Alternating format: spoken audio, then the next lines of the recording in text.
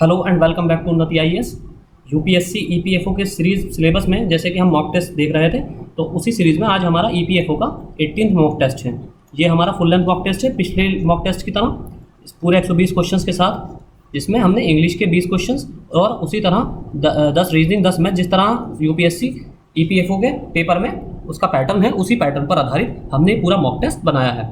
तो और हमेशा की तरह हमारा ये टेस्ट भी बाइलिंगुअल है। इसमें हमने जो जीएस के क्वेश्चन ऐड किए हैं, उसमें कुछ हमने एंशिएंट हिस्ट्री के भी हम बताते चले कि हमने एंशिएंट के भी 1-2 क्वेश्चन और 1-2 क्वेश्चन मेडिएवल के भी ऐड किए हैं। तो अब आप उसमें एक बिल्कुल इनसिंसियर कमेंट मत करना कि साहब इसमें ईपीएफओ में एंशिएंट और मेडिएवल हिस्ट्री नहीं आती है। तो आप, क्योंकि आप जरूर, एक भी स्टूडेंट आप में से ऐसा नहीं है जो सिर्फ ईपीएफओ की ही तैयारी करता हो या उसने सिर्फ ईपीएफओ का ही फॉर्म भरा हो। बहुत से आपने जनरल फॉर्म भरे होंगे, सामान्य ग्रेजुएशन वाले फॉर्म भरे होंगे जिसमें जीएस पूछी जाती है। तो सब जगह एंशिएंट और मेडिएवल दोनों का ही पार्ट रहता है। तो इसलिए आप प्लीज़ इस तरह के इनसिंसियर इमैच्योर कमेंट मत कीजिए कि आपको इसमें जीएस नहीं, एंशिएंट और मेडिएवल नहीं आएगी या फिर कोई और सब्जेक्ट नहीं आएगा। आप उसको जीएस का पर्सपेक्टिव में देखें, जीएस का पूरे पार्ट को आप जीएस के ही पर्सपेक्टिव में देखें, ना कि ईपीएफओ के पर्सपेक्टिव में। जबकि ये पूरा जो हमने बनाया है पेपर, वो 120 क्वेश्चन पैटर्न जो है हमने वही रखा है ईपीएफओ वाला। तो शुरू करते हैं अपने पहले क्वेश्चन से। और हाँ, आज से हम अपने लेक्चर में सिर्फ हिंदी वर्जन को ही नरेशन करेंगे, हिंदी वर्जन को ही पढ़ेंगे। और जो इंग्लिश के स्टूडेंट हैं वो वीडियो को पॉज करके इंग्लिश का क्वेश्चन देख सकते हैं, इंग्लिश ट्रांसलेशन देख सकते हैं। तो पहला क्वेश्चन हमारा रीजनिंग से, यदि घड़ी के डायल पर स्थित अंकों के स्थान पर अंग्रेजी वर्णमाला के अक्षरों को इस प्रकार से व्यवस्थित किया जाता है कि अंक 10 के स्थान पर वी अक्षर आए और 9 के स्थान पर यू अक्षर आए। जैसे कि आपको पता है ये घड़ी का डायल होता है, 12, 6, 3 और 9, सॉरी ये 9 होता है, यहाँ 10 और ये 11, ये 8 और ये 7 और ये 5 और ये 4, इसी तरह 2 और 1। तो इसमें बताया है कि 10 के स्थान पर वी और 9 के स्थान पर यू, यानी कि एबीसीडी के क्रम में पूछा है तो आगे भी परिवर्तन का क्रम इसी प्रकार जारी रहे तो अंक 3 के स्थान पर कौन सा अक्षर आएगा। बहुत इजी सा क्वेश्चन है, आपको रिवर्स जाना है इसमें और देखना है कि कौन सा अक्षर आएगा एबीसीडी से पूरा। तो इसमें आप देखेंगे कि 3 के स्थान पर ओ अक्षर आएगा, तो O is the option B is the right answer. अगला क्वेश्चन हमारा क्वेश्चन नंबर 2, डी के का भाई है, एम के की बहन है। एम जो है के की बहन है, एम के की बहन है। आर डी का पिता है, आर जो है वो डी का पिता है, तथा एस एम की माँ है। एस जो है एम की माँ है, ये एम की माँ होगी। एस के किस प्रकार आर से संबंधित है, तो आप आराम से ये रिलेशन बना सकते हैं अब इसमें। तो क्या कैसे संबंध है, ये या तो पुत्र है या पुत्री है। Option C is the right answer. क्यों? क्योंकि हमें ये नहीं पता है कि इनका जेंडर क्या है, तो इसलिए या तो पुत्र है या पुत्री है, सी। तो पूछा है के किस प्रकार आर से संबंधित है, के का संबंध पूछा है आर से, तो या तो पुत्र है या पुत्री। अगला क्वेश्चन हमारा क्वेश्चन नंबर 3, एक 16 सेंटीमीटर वाले, जैसे मैंने आपको पिछले लेक्चर में ही बताया था कि कुछ चैप्टर मैथ के बहुत इंपॉर्टेंट है, या आप देखेंगे मैथ में मैंसुरेशन आपका परसेंटेज, इसी तरह रेशियो प्रपोर्शन का चैप्टर बहुत इंपॉर्टेंट है, रेशियो या प्रपोर्शन। इसी तरह आपका इंटरेस्ट के सिंपल और कंपाउंड इंटरेस्ट, ये चैप्टर बहुत ज़्यादा इंपॉर्टेंट है, सिंपल और कंपाउंड इंटरेस्ट है। इसी तरह प्रॉफिट एंड लॉस है, ये बहुत इंपॉर्टेंट चैप्टर हैं ईपीएफओ के एग्जाम की दृष्टि से मैथ के। इसको आप बिल्कुल सबसे प्रीफरेंस में रखिए अपनी मैथ की तैयारी करते समय। एक 16 सेंटीमीटर वाले बड़े घन को 4 सेंटीमीटर वाले छोटे छोटे घनों में परिवर्तित किया जाता है, जिसकी 2 सम्मुख सतहें लाल, 2 सम्मुख सतह हरी और 2 सम्मुख सतह नीले रंग की हैं। उन घनों की संख्या बताइए जो 2 सतहें रंगीन हो और दोनों सतहें अलग अलग रंग की हों। तो इसमें क्या है सतह उनकी, 2 faces are red, front faces red, 2 front faces green, 2 front faces blue. तो इसमें हमें ऐसे फेसेस बताने हैं जो अलग अलग कलर के हों। कितने फेस ऐसे होंगे, तो इसका सही आंसर है option A 24 is the right answer. आज के लेक्चर में हम सिर्फ आपको क्वेश्चन पढ़ेंगे और आंसर बताएंगे, क्योंकि लेक्चर बहुत लंबा हो जाता है और आप लोग ज़्यादा देखते नहीं है, बोर हो जाते हैं। अगला क्वेश्चन हमारा क्वेश्चन नंबर 4, इसमें है ये पैटर्न है कि यदि a मल्टीप्लाई b का अर्थ है a b के दक्षिण में है। अगर a b इंटू b लिखा है तो इसका मतलब ये है कि a जो है b के दक्षिण में है, b के दक्षिण में। और अगर a प्लस b है तो इसका अर्थ है b के उत्तर में है। अगर a प्लस b लिखा है कहीं तो इसका मतलब ये है a b के उत्तर में है, b से उत्तर में है। और कहीं a डिवाइडेड बाई b लिखा है, a डिवाइडेड बाई b, तो इसका क्या अर्थ है? इसका अर्थ है ए बी के पूर्व में है, ए जो है बी के पूर्व में है। और अगर कहीं लिखा है ए माइनस बी, तो इसका अर्थ क्या है? ए बी के पश्चिम में, ए जो है बी के पश्चिम में है। तो अब इसमें से निम्न में से किसका अर्थ है पी क्यू के पूर्व में है? अब आपको इन इक्वेशंस पर आधारित बताना है कि पी क्यू के पूर्व में है, ये कौन सी इक्वेशन से सिद्ध हो रहा है। तो आराम से आप इसको वीडियो पॉज करके सॉल्व कर सकते हैं। इसका सही आंसर है option C, P divided by A minus Q plus B. अगला क्वेश्चन, हमने बिल्कुल एडवांस लेवल के क्वेश्चन लिए हैं इसमें, चाहे वो रीजनिंग हो चाहे मैथ हो, मतलब मॉडरेट लेवल के, इजी लेवल के आपसे जो पूछे जाएंगे। यूपीएससी जो पूछेगी आपसे मैथ के क्वेश्चन, वो एडवांस लेवल नहीं पूछेगी, वो आपसे मॉडरेट या इजी ही लेवल पूछेगी। तो आप उसके लिए, इसलिए हमने थोड़ा आपसे अच्छे लेवल के क्वेश्चन यहाँ रखे हैं ताकि आपको परेशानी ना हो। दूसरा क्वेश्चन भी उसी पैटर्न पर आधारित है। ए इंटू बी का अर्थ है ए बी के दक्षिण में है, ए प्लस बी का अर्थ है ए बी के उत्तर में है, ए डिवाइडेड बाई बी का अर्थ है ए बी के पूर्व में है, और ए माइनस बी का अर्थ है ए बी के पश्चिम में है। तो आपको बताना है समीकरण F divided by Q plus R minus S में एस क्यू के सापेक्ष किस दिशा में है। अगर कोई ये समीकरण है F divided by Q plus R minus S, तो इसमें एस जो है क्यू के सापेक्ष किस दिशा में है, क्यू से किस दिशा में एस है। तो इसका सही आंसर होगा ऑप्शन ए पूर्व, ऑप्शन बी दक्षिण पूर्व, ऑप्शन बी दक्षिण पूर्व, ऑप्शन सी पश्चिम और ऑप्शन डी दक्षिण पश्चिम। तो इसका सही आंसर है option B is the right answer, दक्षिण पूर्व, साउथ ईस्ट। अगला क्वेश्चन है हमारा question number 6। P at the rate Q का अर्थ है पी क्यू की बहन है। अगर P at the rate Q लिखा है तो इसका मतलब है पी क्यू की बहन है। और अगर लिखा है पी प्लस क्यू का क्या अर्थ है? इसका अर्थ है पी क्यू का भाई है। पी जो है क्यू का भाई है, यानी कि इसका जेंडर पता चल गया, मेल है ये। अब अगर P डॉलर Q का अर्थ है कि P Q का पति है। P अगर डॉलर लिखा है Q, तो इसका अर्थ ये है कि P जो है वो Q का पति है, Q का पति। तो यहाँ पर भी हस्बैंड है और जेंडर, तो हस्बैंड है तो जेंडर मेल है। P divided by percentage Q का अर्थ है P Q की माता है। P जो है Q की माता है, यानी कि जेंडर यहाँ फीमेल है। और अगर P एंड Q का अर्थ है P Q का पिता है। P जो है Q का पिता है, तो यहाँ जेंडर, ये पिता होगा फादर और जेंडर मेल। तो इस तरह आप इसमें से निम्नलिखित में कौन निर्दिष्ट करता है कि D A की भतीजी है। तो आपको यहाँ जेंडर पर भी फोकस करना है, साथ ही इस पैटर्न को भी फोकस करना है। तो इसमें से कौन सी इक्वेशन ये प्रूफ कर रही है कि D जो है A की भतीजी है, D A की भतीजी है, यानी कि A आंट है या अंकल है, इसकी भतीजी है, यानी कि यहाँ D का जेंडर साफ है, डी का जेंडर पता है कि डी जो है फीमेल है। तो इस तरह इसी पैटर्न में आपको सॉल्व करना है। तो इसका सही आंसर हम आपको बता देते हैं, option D is the right answer, option D इसका राइट आंसर है। अगला क्वेश्चन है हमारा क्वेश्चन नंबर 7। पी उसी पैटर्न पर है, P at the rate Q का अर्थ पी क्यू की बहन है, पी प्लस क्यू का अर्थ पी क्यू का भाई है, पी डॉलर क्यू का अर्थ पी क्यू का पति है, पी परसेंटेज क्यू का अर्थ है पी क्यू की माता है, और पी एंड क्यू का अर्थ है पी क्यू का पिता है। तो इसमें भी जेंडर भी डिफाइन है और आपके रिलेशन भी डिफाइन है। तो इसमें बताना है कि अभिव्यक्ति, यानी कि इस equation a plus B at the rate C and D question mark E, यहाँ क्वेश्चन मार्क में आपको बताना है कि ये निर्दिष्ट करता है कि C ससुर है E का, तो प्रश्नवाचक चिन्ह के स्थान पर क्या आएगा, यानी कि a plus B at the rate C and D. अब यहाँ आपको प्रश्नवाचक चिन्ह की जगह बताना है ई के यहाँ पर क्या आएगा, और एक कंडीशन दे दी हुई है कि सी ससुर है ई का, सी जो है वो ई का ससुर है, ई का ससुर है। तो अब उस कंडीशन पर बेस्ड आपको क्वेश्चन मार्क की जगह पर बताना है कि कौन सा सिंबल आएगा, option A and, option B percentage, option C dollar या ऑप्शन डी प्लस। तो आप इसको आराम से सॉल्व कर सकते हैं। इसका सही आंसर ऑप्शन सी डॉलर का चिन्ह यहाँ पर आएगा।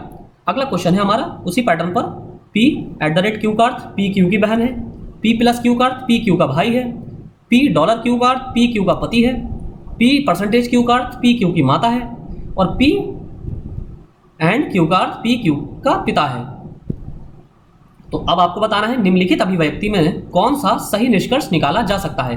ए percentage B at the rate C plus D dollar E percentage F, और यहाँ क्वेश्चन मार्क। तो इसमें आपको बताना है कि क्या सही निष्कर्ष निकाला जा सकता है, इस इक्वेशन पर बेस्ड क्या निष्कर्ष निकाला जा सकता है कि डी ए की पुत्री है। क्या इस इक्वेशन से ये पता चल रहा है, आपको ये पता लगाना है कि इसमें से कौन सा ऑप्शन सही है। क्या डी ए की पुत्री है, क्या सी एफ का चाचा है, क्या ए सी और ए सी और ई का पिता है, क्या ए की दो पुत्रियां हैं? तो इसका सही आंसर है option B is the right answer, C F का चाचा है।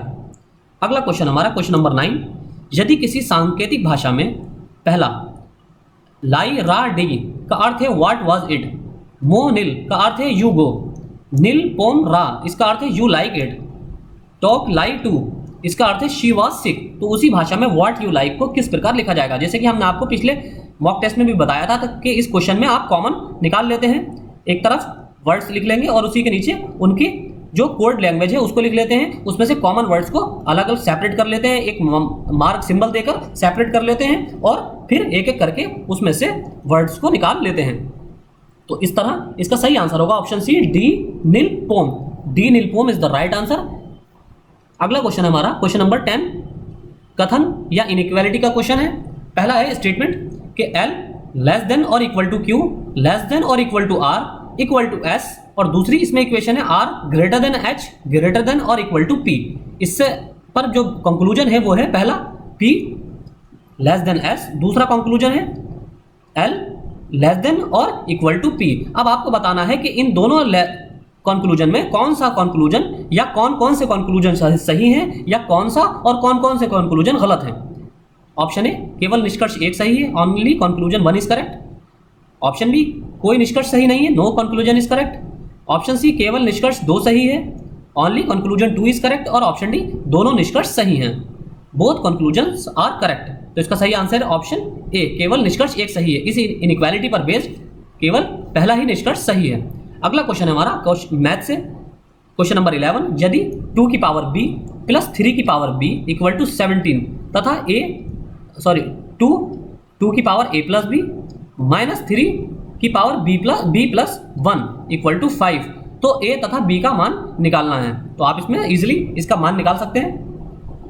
ये इसको ऑप्शन से भी किया जा सकता है, आप ऑप्शन में दी गई वैल्यू को पुट करके भी मान निकाल सकते हैं, ये और ज़्यादा इजी रहेगा। जिसको फॉर्मूला नहीं आता है वो इस पर अपनी एनालिटिकल थिंकिंग पर बेस्ड इसको क्वेश्चन को सॉल्व कर सकता है। डायरेक्ट वैल्यू पुट कीजिए ए और बी की, और ऑप्शन और थोड़ा टाइम तो लगेगा उसमें, लेकिन आपका ऑप्शन बिल्कुल एक्यूरेट आएगा। तो इसका सही आंसर है ऑप्शन बी 3 और 2, ए की वैल्यू 3 है और बी की 2 है। अगला क्वेश्चन है इसमें हमारा क्वेश्चन नंबर 12, समीकरण 4x minus 5y equal to 20, इसका लेखा चित्र हमने कुछ ज्योमेट्री के क्वेश्चंस भी रखे हैं। 4x minus 5y equal to 20, इसका लेखा चित्र x अक्ष को किस बिंदु पर काटेगा, x एक्सिस को किस बिंदु पर काटेगा? ऑप्शन है 2 0, ऑप्शन बी 5 0, ऑप्शन बी 4 और 5, और ऑप्शन डी 5 0 और 5। तो इसका सही आंसर है ऑप्शन बी 5 0 पर काटेगा। इसको सॉल्व कर सकते हैं आप, ये भी इक्वेशन पर बेस्ड क्वेश्चन है। अगला क्वेश्चन हमारा क्वेश्चन नंबर 13, एक आयताकार बरामदे की लंबाई 7.2 मीटर तथा चौड़ाई, बरामदे की लंबाई जो है लेंथ जो है 7.2 मीटर और चौड़ाई जो है ब्रेड जो है क्या है 5.6 मीटर। अब इस बरामदे को 70 सेंटीमीटर इंटू 40 सेंटीमीटर माप के पत्थर का टुकड़ा बिछाया जाना है, यानी कि इस बरामदे में 70 इंटू 40 सेंटीमीटर स्क्वायर का माप का टुकड़ा बिछाया जाना है। यदि प्रत्येक टुकड़े की कीमत 250 रुपये है तो संपूर्ण बरामदे पर पत्थर बिछाने की लागत क्या होगी? यानी कि पहले तो आपको बरामदे का एरिया निकालना पड़ेगा, उस एरिया निकालने के बाद उस एरिया को आप एक पत्थर के एरिया से डिवाइड करेंगे, और उस डिवाइड करने के बाद जितने पत्थरों की नंबर आएंगे उस नंबर को आप 250 से मल्टीप्लाई करेंगे। तो इसका सही आंसर आएगा आपका option B is the right answer, 36,000 rupees. अगला क्वेश्चन है हमारा क्वेश्चन नंबर 14, यदि एक समबाहुभुज के आंतरिक कोणों का योगफल 1080 डिग्री हो तो उस बहुभुज में कितनी भुजाएं होंगी? If the sum of the interior angles of an equatorial is 1080 degree, then how many sides will that polygon have? तो इसका ऑप्शन है 8, option B 10, option C 12, option D 14। बहुत इजी से क्वेश्चन होते हैं, एकदम ट्रिक्स पर बेस्ड। तो इसका सही आंसर है ऑप्शन ए 8 भुजाएं। अगला क्वेश्चन हमारा क्वेश्चन नंबर 15, 14 सेंटीमीटर त्रिज्या वाले अर्धव्यास की परिधि क्या होगी?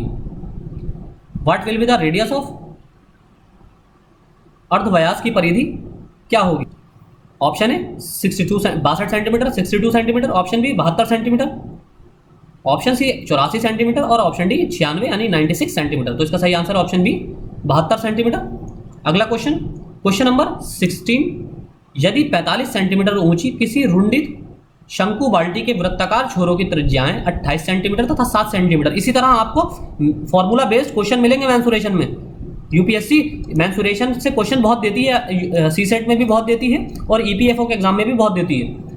वृत्ताकार छोरों की त्रिज्याएं 28 सेंटीमीटर तथा 7 सेंटीमीटर है, तो बाल्टी की धारिता कितनी है, यानी कि उसकी कैपेसिटेंस कितनी है।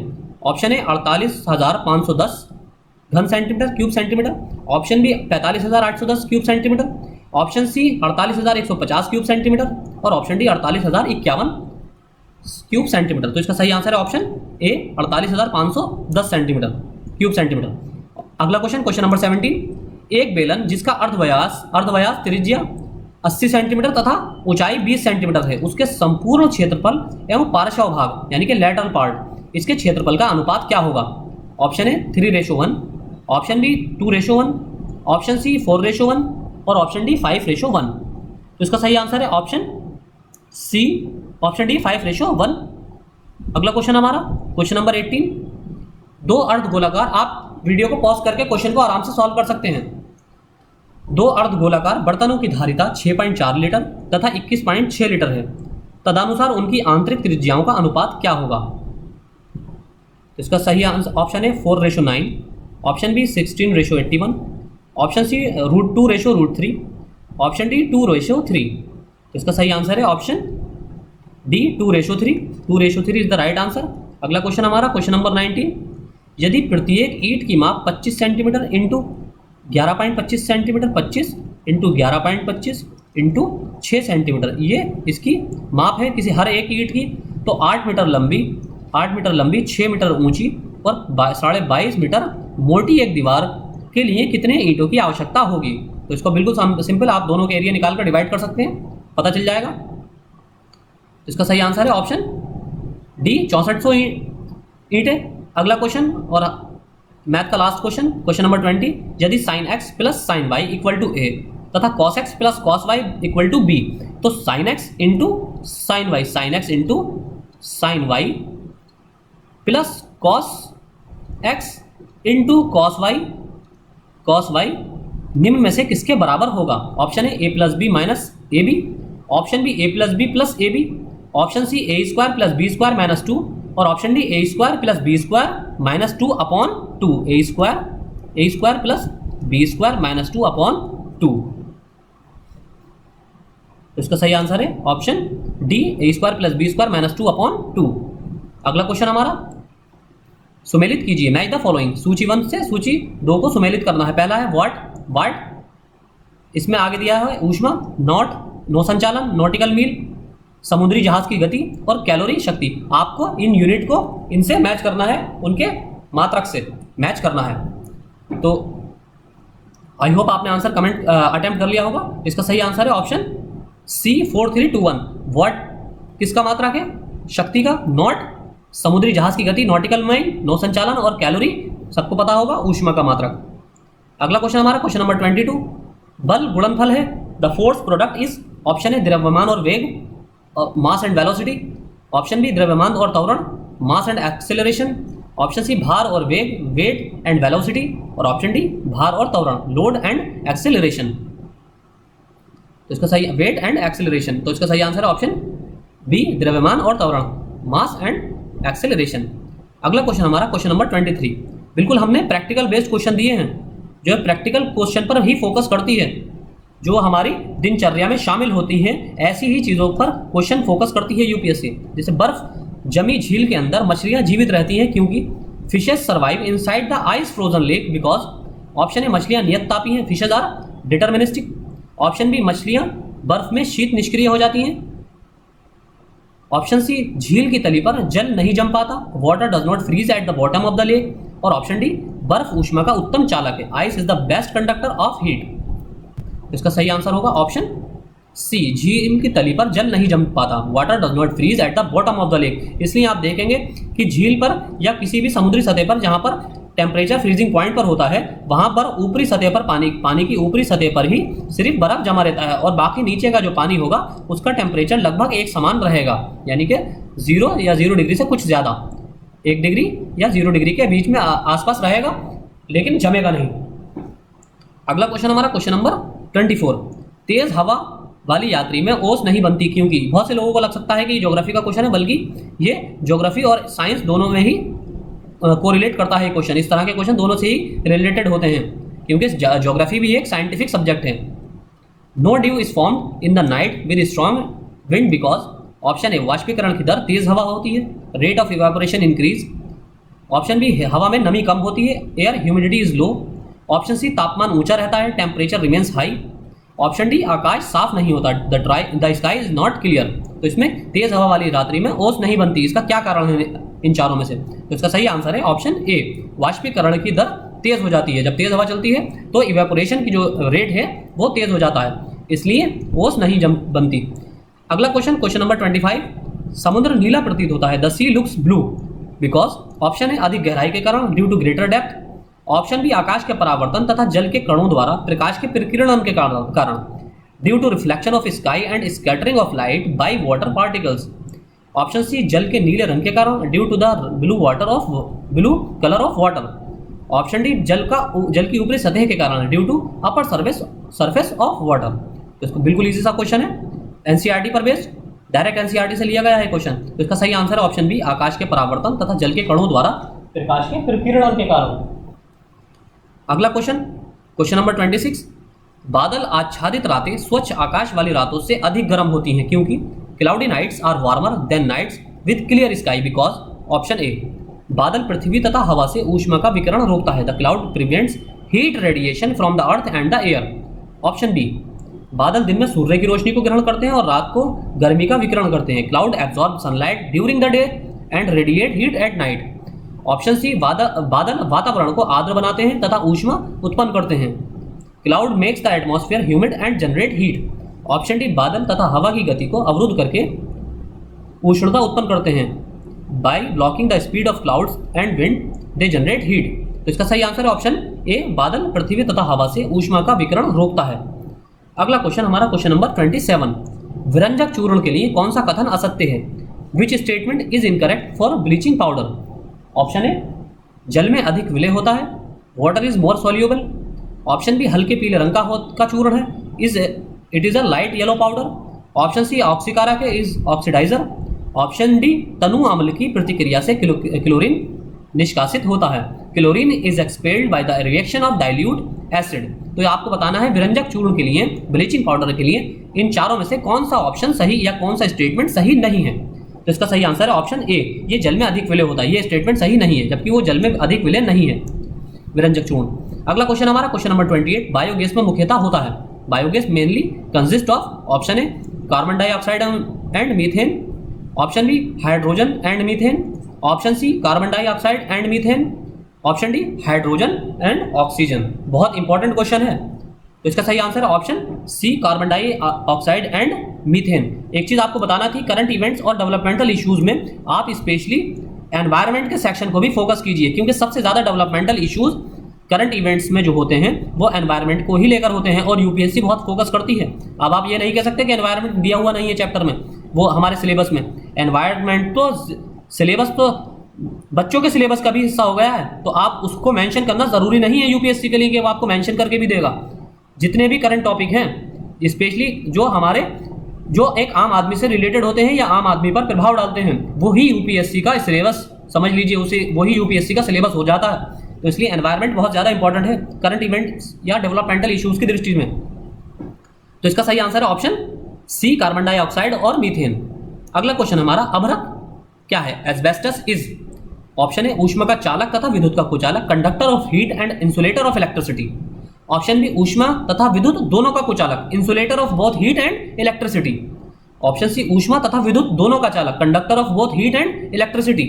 ऑप्शन डी, ऊष्मा का कुचालक तथा विद्युत का चालक, insulator of heat and conductor of electricity. तो इसका सही आंसर है ऑप्शन ए, ऊष्मा का चालक, जैसे कि आपको पता है, तथा विद्युत का कुचालक। आपने इसका एक, अगर आप एग्जाम्पल जानते हो तो आपने देखा होगा जो पोल होते हैं, इलेक्ट्रिसिटी के जो पोल लगे होते हैं हमारे यहाँ गलियों के बाहर या रोड पर, तो उस पर जो तार निकल कर जाती है, वायर जो पूरे एक जगह से दूसरी जगह जाती है, तो उस वायर को कनेक्ट करने से पहले आपने देखा होगा कि एक यहाँ पर कुछ प्लास्टिक जैसी चीज लगी होती है, मोटी सी ब्राउन कलर की, डार्क ब्राउन कलर की चल लगी होती है, वही इंसुलेटर या वही अभ्रक होता है, वो अभ्रक का बना हुआ इंसुलेटर होता है। तो इंसुलेटर जो होते हैं वो हीट को यानी कि गर्म तो हो जाता है, यानी कि हीट का तो चालक होता है, conductor of heat, it is a conductor of heat, यानी कि इससे ऊष्मा का तो चालन होगा लेकिन इलेक्ट्रिसिटी का चालन नहीं होगा। यानी कि ये इलेक्ट्रिसिटी यानी कि बिजली के लिए या विद्युत के लिए ये इंसुलेटर का काम करता है, इंसुलेटर का काम करता है, और गर्मी के लिए या हीट के लिए या ताप के लिए ये कंडक्टर या चालक का काम करता है।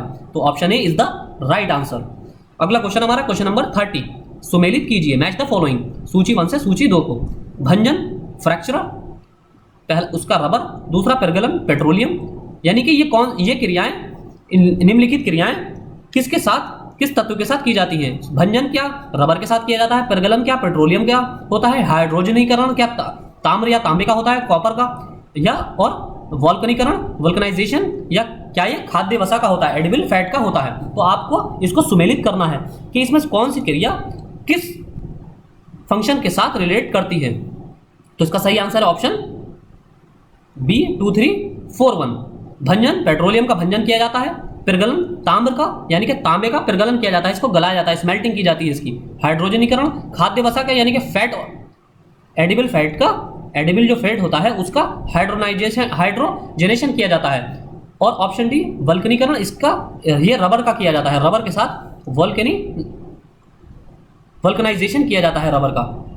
अगला क्वेश्चन है हमारा क्वेश्चन नंबर 31, जंतु कोशिका में निम्न में से क्या अनुपस्थित होता है, which of the following is absent in animal cell. Option A cellulose की कोशिका भित्ति, ऑप्शन बी केंद्रक या न्यूक्लियस, ऑप्शन सी माइटोकॉन्ड्रिया, और ऑप्शन डी इनमें से कोई नहीं। अगर आपको यह पता हो कि जंतु कोशिका और पादप कोशिका में सबसे बड़ा डिफरेंस ही यही होता है कि पादप कोशिकाएं सेल्यूलोज की बनी होती हैं, और सेल्यूलोज को हमारा शरीर यानी कि जंतु शरीर पचा नहीं सकता, जंतु शरीर सेल्यूलोज का पाचन नहीं कर सकता। जंतु शरीर में स्पेशली मानव का शरीर, आई एम सॉरी ये पूरे जंतु शरीर के लिए नहीं है, मानव का शरीर सेल्यूलोज का पाचन नहीं कर सकता। हालांकि गाय और बकरी गॉड जो होती हैं और गाय भैंस ये जो है सेल्यूलोज का पाचन कर सकते हैं। इसलिए पेड़ों के जो डंठल होते हैं, पेड़ों के तने ये सेल्यूलोज के बने होते हैं। इसी तरह जो घास देखते हैं आप, जो ग्राउंड पर घास निकल आती है जमीन पर, वो सेल्यूलोज की बनी होती है। आप कभी उसका खाकर देखिए, पेट खराब हो जाएगा। तो इसका सही आंसर है ऑप्शन है सेल्यूलोज की कोशिका भित्ति।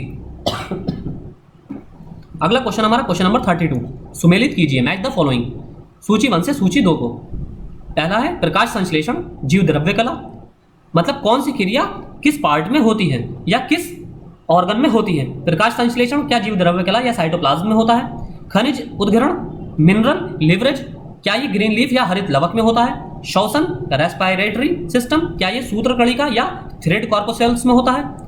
और चौथा है प्रोटीन संश्लेषण, राइबोसोम, क्या ये राइबोसोम में होता है। प्रोटीन संश्लेषण, प्रोटीन सिंथेसिस, क्या ये राइबोसोम में होता है। तो आपको बताना है कि ये सारी क्रियाएं जो सूची 1 में दी गई हैं, इनमें से कौन सी क्रिया किस अंग के साथ या किस तत्व के साथ निर्भर करती है। तो इसका सही आंसर है ऑप्शन सी 2 1 3 4। पहला का है सेकंड, प्रकाश संश्लेषण हरित लवक द्वारा किया जाता है, यानी कि पौधों की पत्तियों द्वारा किया जाता है, पत्तियों द्वारा। पौधों की पत्तियां जो हैं, हरित लवक जो है पत्तियों में, वही प्रकाश संश्लेषण की क्रिया करता है। दूसरा का है पहला खनिज उद्गरण जीव द्रव्य, यानी कि साइटोप्लाज्म के द्वारा खनिजों का उद्गरण किया जाता है। श्वसन सूत्रकणिका थ्रेड कॉर्पोसेल द्वारा किया जाता है, और प्रोटीन संश्लेषण राइबोसोम द्वारा किया जाता है। अगला क्वेश्चन है हमारा क्वेश्चन नंबर 33, द्विनिषेचन की क्रिया है, the action of double fertilisation is. Option A 2 नर युग्मकों का संयोजन, a combination of 2 male pair या मेल गैमेट्स।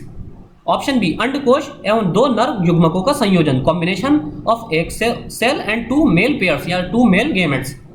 ऑप्शन सी एक नर युग्मक का अंडकोश से दूसरे का द्वितीयक केंद्रक से संयोजन, combination of 1 male gametes with egg and second with secondary nucleus. Option D नर युग्मक का द्वितीयक केंद्रक का संयोजन, the combination of the male gametes secondary nucleus. तो आपको बताना है, बिल्कुल आपको बायोलॉजी और फिजिक्स ये बहुत अच्छे से साइंस, जनरल साइंस में कवर करनी है। और अगर आपको टाइम मिले एनसीईआरटी कवर करने के बाद, तो आप लूसेंट इनकी जरूर कवर कीजिए, वहां से फैक्चुअल इन्फॉर्मेशन आपकी बहुत अच्छी तैयार हो जाएगी और बहुत ज्यादा हेल्प मिलेगी आपको। तो इसका सही आंसर है ऑप्शन सी, एक नर युग्मक का अंड कोश से दूसरे का द्वितीयक केंद्रक से संयोजन, combination of one male gametes with egg and second with secondary nucleus. अगला क्वेश्चन हमारा क्वेश्चन नंबर 34, घटते हुए क्रम में मानव शरीर में विद्यमान प्रमुख तत्व कौन से हैं? The decreasing sequence of major element in the human body. Option है कैल्शियम, लोह, सोडियम, फास्फोरस। ये घटते क्रम में आपको बताना है, घटते क्रम में, यानी कि घटते क्रम में सोडियम और फास्फोरस, फिर है कैल्शियम, फिर उससे कम फास्फोरस, उससे कम पोटेशियम और उससे कम गंधक सल्फर, फिर है कैल्शियम, उससे कम फास्फोरस, उससे कम गंधक या सल्फर, उसके बाद पोटेशियम, उसके बाद सोडियम, फिर है ऑप्शन डी कैल्शियम, फिर फास्फोरस, फिर पोटेशियम, फिर लोह आयरन। तो आपको बताना है कि जो मनुष्य शरीर में जो पाए जाते हैं, मानव शरीर में निम्नलिखित तत्वों का घटता हुआ क्रम क्या है, कि कौन से आपको सबसे ज्यादा तत्व से सबसे कम तत्व की ओर इसको अरेंज करना है। तो इसका सही आंसर है ऑप्शन सी, सबसे ज्यादा कैल्शियम पाया जाता है मानव शरीर में। क्या आपको पता है कि पूरी सारी हड्डियां मानव की कैल्शियम की बनी होती है, कैल्शियम, और एक दूसरा तत्व कौन सा है, मैग्नीशियम। फिर उसके बाद है फास्फोरस, उसके बाद फास्फोरस, फिर आपका पोटेशियम और उसके बाद फिर है आपका गंधक यानी कि सल्फर। तो option C is the right answer. अगला क्वेश्चन हमारा क्वेश्चन नंबर 35, हमारे आहार में, स्टेटमेंट ए, हमारे आहार में सभी प्रोटीनों का पाचन केवल क्षुद्रांत में होता है। असर्शन क्या है, all the proteins in our diet are digested only in the uterus, केवल क्षुद्रांत। फिर है रीजन, अग्नाशयों से प्रोटीनों का पाचन करने वाले एंजाइमों को क्षुद्रांत में छोड़ा जाता है। यस, स्मॉल इंटेस्टाइन, यूट्रस नहीं होगा, स्मॉल इंटेस्टाइन होगा, intestine. The enzymes that digest proteins from the pancreas are released into the small intestine. Option A और आर दोनों सही है और आर ए का सही स्पष्टीकरण है। Both A and R are correct and R is the correct explanation of A. आपको यूपीएससी के पेपर में, चाहे वो ईपीएफओ हो चाहे आईएएस का पेपर हो, आपको स्टेटमेंट बेस्ड क्वेश्चन, स्टेटमेंट और असर्शन या रीजन बेस्ड क्वेश्चन जो है जरूर देखने को मिलते हैं। 2 से 3 क्वेश्चन, कभी कभी 7-7, 8-8 क्वेश्चन यूपीएससी अपने प्री में पूछ लेती है, असर्शन और स्टेटमेंट बेस्ड।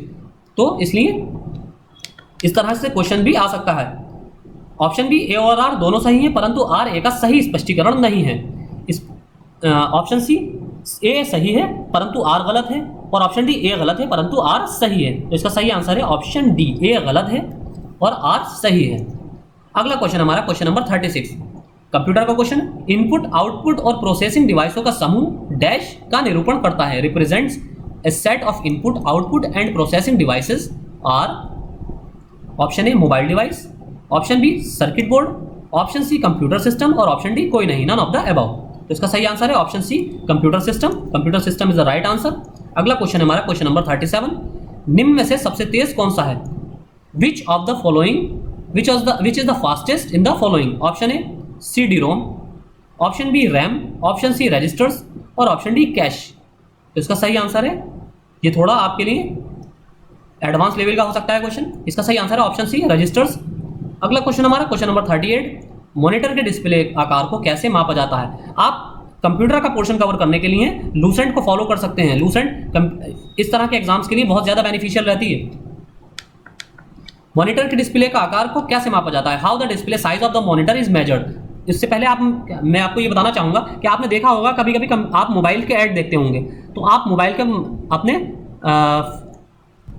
इंटरनेट पर ऐड देखते होंगे, तो उसमें मोबाइल का साइज दिया होता है, उसकी स्पेसिफिकेशंस दी होती है कि कितने मेगापिक्सल कैमरा है, कितनी रैम है उसकी, कितनी आपकी रोम है यानी कि एक्सटर्नल मेमोरी, इंटरनल मेमोरी कितनी है उसकी, हार्ड डिस्क या आपको रोम कह सकते हैं उसको, और उसका साथ में आपको प्रोसेसर दिया होता है। तो इसी तरह एक साइज दिया होता है कि 6 इंच का है या 5.8 इंच का है या 5.5 इंच का है। तो ये 5.5 इंच या 6 इंच या 5.8 इंच किस तरह मापा जाता है? जिस तरह मोबाइल की डिस्प्ले को मापा जाता है, उसी तरह कंप्यूटर के मॉनिटर की डिस्प्ले को मापा जाता है। तो ये इसको डिस्प्ले को किस फॉर्म में मापा जाता है? जिगजैग फॉर्म में, यानी कि जिगजैग फॉर्म ऐसा होता है, यानी कि ऐसा ये इस तरह, क्षैतिज रूप में यानी कि वर्टिकल फॉर्म में, ऊर्ध्वाधर हॉरिजॉन्टली और ऊर्ध्वाधर वर्टिकल। क्षैतिज ऐसे मापा जाता है, क्या डिस्प्ले को इस तरह मापा जाता है, क्या ऊर्ध्वाधर रूप में, क्या इस तरह मापा जाता है, या विकर्ण के रूप में या डायगोनली मापा जाता है, इस तरह। और the right answer is option D, diagonally. कोई भी डिस्प्ले के जो होता है, डिस्प्ले को जो मापा जाता है वो डायगोनली मापा जाता है, चाहे वो कंप्यूटर की हो डिस्प्ले, लैपटॉप की हो या मोबाइल की हो। अगला क्वेश्चन हमारा क्वेश्चन नंबर 39, पहला कंप्यूटर माउस किसने बनाया था?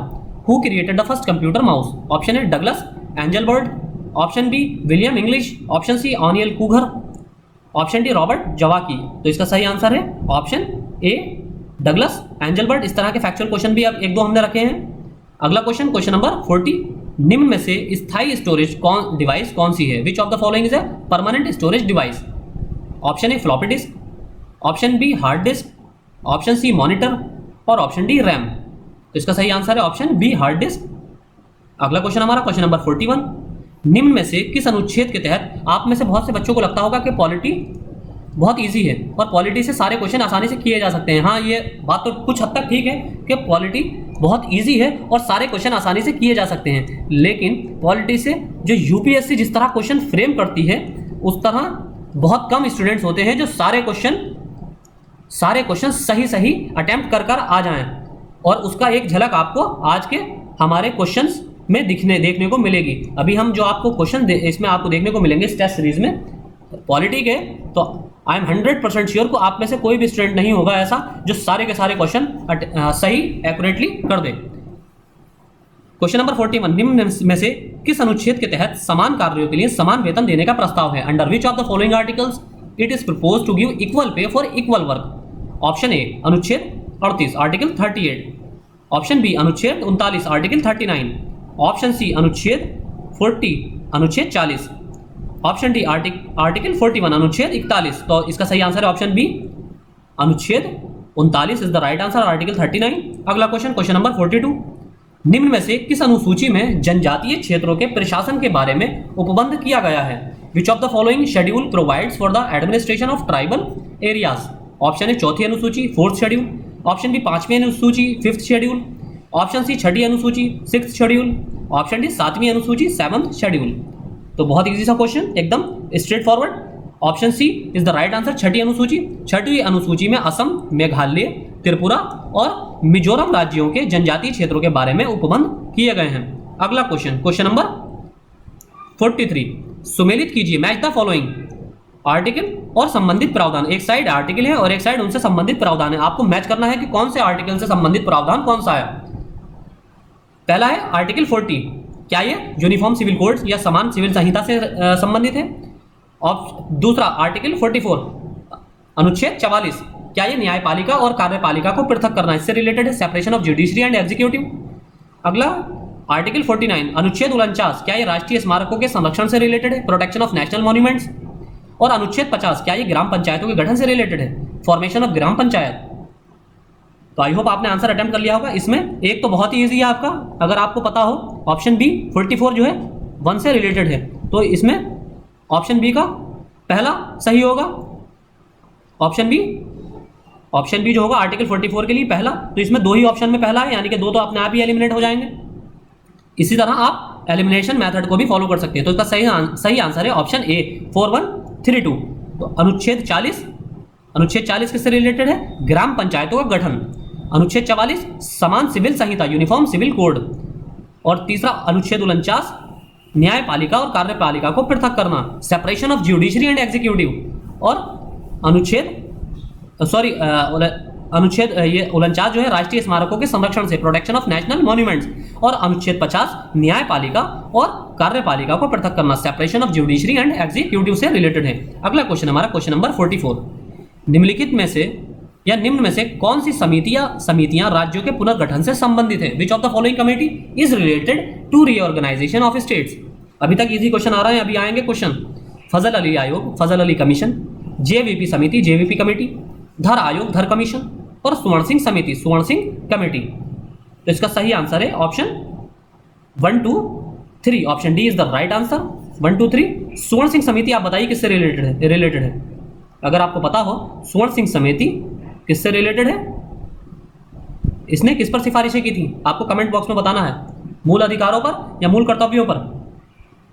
तो इसका सही आंसर अगला क्वेश्चन है क्वेश्चन नंबर 45, निम्न में से कौन सी भारत के संविधान की 9वीं अनुसूची की विशेषता नहीं है?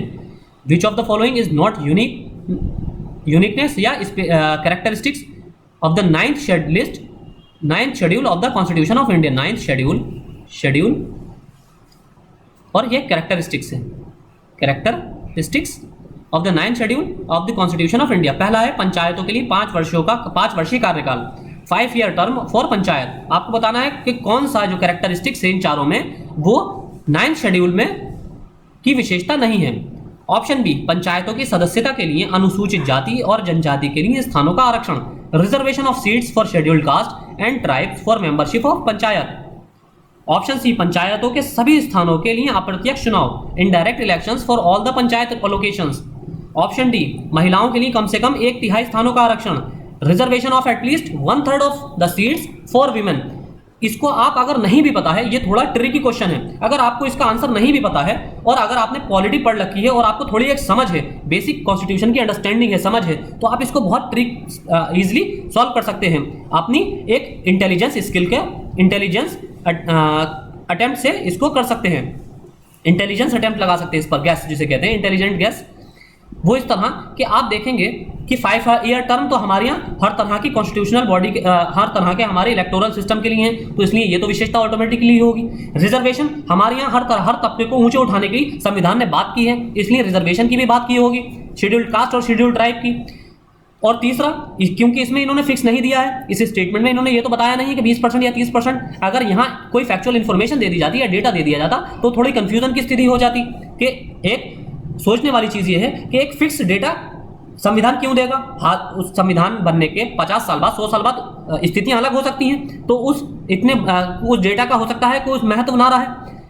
और एक रिजर्वेशन महिलाओं के बारे में भी बात की होगी, लेकिन यहाँ जो इनडायरेक्ट इलेक्शंस है to all the panchayat location, जहां पर भी एक्सट्रीम सिचुएशन आ जाएगी ना, वहां पर ज्यादातर चांस होते हैं कि स्टेटमेंट जो है गलत है, क्योंकि हमारे यहाँ ज्यादातर जो कोशिश की गई है वो लिबरल रहने की गई है, यानी कि मिड पाथ की कोशिश की गई है, मिड पाथ अपनाने की कोशिश की गई है। तो indirect election to all the panchayat elections locations ये तो हो ही नहीं सकता, तो इसलिए यही कैरेक्टरिस्टिक गलत है। तो option C is the right, पंचायतों के सभी स्थानों के लिए अप्रत्यक्ष चुनाव, ये स्टेटमेंट गलत था। अगला क्वेश्चन नंबर 46, प्रस्तावना में प्रतिष्ठा या समानता, स्वतंत्रता और बंधुता के आदर्श की प्रेरणा कहां से ली गई है? Where is the inspiration of the ideal of equality, freedom and fraternity enshrined in the preamble? Option A, रूसी क्रांति from the Russian revolution, option B, फ्रांसीसी क्रांति from the French revolution, option C, Irish क्रांति from the Irish revolution, option D, America की क्रांति from the American revolution. बहुत easy सा है, ऑप्शन बी, फ्रांसीसी क्रांति, फ्रांसी क्रांति से लिए गए हैं ये भाईचारे की भावना इत्यादि। अगला क्वेश्चन नंबर 47, निम्नलिखित में से किससे विनिर्धारित होता है कि भारत का संविधान परिसंघीय है? Which of the following determines that the constitution of India is confederate? Option A, संविधान लिखित और अनन्य है, constitution is written and inflexible, यानी कि अनम्य इनफ्लेक्सिबल है, यानी कि इसको अनम्य क्या होता है? इनफ्लेक्सिबल। इनफ्लेक्सिबल मतलब जिसको चेंज मुश्किल से किया जाए या ना कर पाए। दूसरा, न्यायपालिका स्वतंत्र है, the judiciary is free. Option C, अवशिष्ट शक्तियों का केंद्र में निहित होना, residual powers vest in the centre. Option D, केंद्र और राज्यों के बीच शक्तियों का वितरण, distribution of powers between centre and states. UPSC इसी तरह के क्वेश्चन देती है।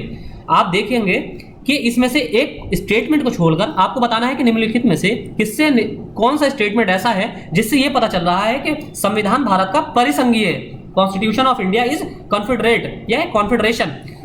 तो इसमें एक ऑप्शन को छोड़कर एक ऑप्शन ही गलत है, बाकी सारे ही ऑप्शन सही हैं। लेकिन आपको किस पर्सपेक्टिव में देखना है? आपको आंसर बताना है कि ये कॉन्स्टिट्यूशन के सारे ही ये फीचर्स हैं हमारे कॉन्स्टिट्यूशन के। न्यायपालिका स्वतंत्र है, अवशिष्ट शक्तियां केंद्र के हाथ में हैं, केंद्र और राज्यों के भी शक्तियों का बंटवारा किया गया है। शेड्यूल 7 या पार्ट 7 में शक्तियों का बंटवारा किया गया है, पार्ट 7 में। तो सारे ही ये हमारे कॉन्स्टिट्यूशन के फीचर हैं, लेकिन आपको बताना है कि कौन सा फीचर से पता चल रहा है कि भारत एक संघीय शक्ति है।